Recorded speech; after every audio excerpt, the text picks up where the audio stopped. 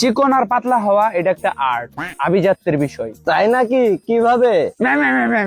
Sculpture দেখছিস, মূর্তি, ওই যে পাথরের মূর্তিগুলা, হ্যাঁ। ওইগুলা কিন্তু একদম র থাকে, ওইগুলাতে কি চর্বি থাকে? না। এইটাই আর্ট, সব সময় স্লিম হয়, একদম র। চাপাবাজি রাখ, তোকে তো একটা ফু দিলে উড়ে যাবে। বেটা যা, তুই তো মনে হয় সায়েন্স পড়াস নাই। ফিজিক্স কি বলে জানোস? ফিজিক্স বলে যার সারফেস এরিয়া যত কম তার উপর বাতাসের ঘর্ষণ তত কম কাজ করে।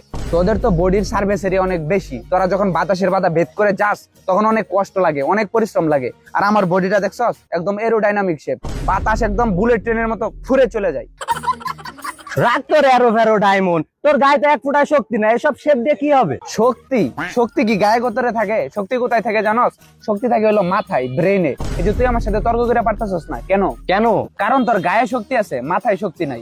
আর মাথায় শক্তি থাকাকে কি বলে জানোস? চিকন বুদ্ধি। আচ্ছা, তোর তো এত চিকুন বুদ্ধি, তাহলে তোর সিজিপিএ এত কম কেন?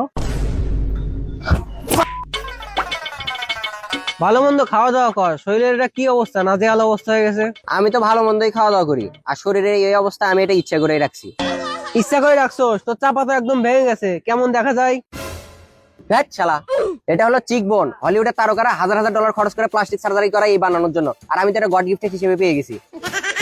তোর চাপা অনেক জোর রে, তোর সাথে চাপা করে পারা যাবে না। তোর তো কথাতেই ঠিক নাই রে, একটু আগে বললি যে তোর চাপা ভাঙ্গা, এখন আবার বলতেছিস তোর চাপাতে অনেক জোর। কি আজব! তোরা হইলি টেক্সটাইল ইন্ডাস্ট্রির অভিশাপ, আর আমি হইলাম পরিবেশ বান্ধব রিসোর্স সেভার।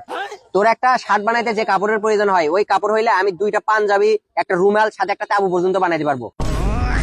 আরে কি আজব! আমি আমার বউকে কোলে নিতে যাবো কেন? আমার বউ আমাকে কোলে নিবে, মানুষজন ভাববে যে আমার বউ অনেক শক্তিশালী।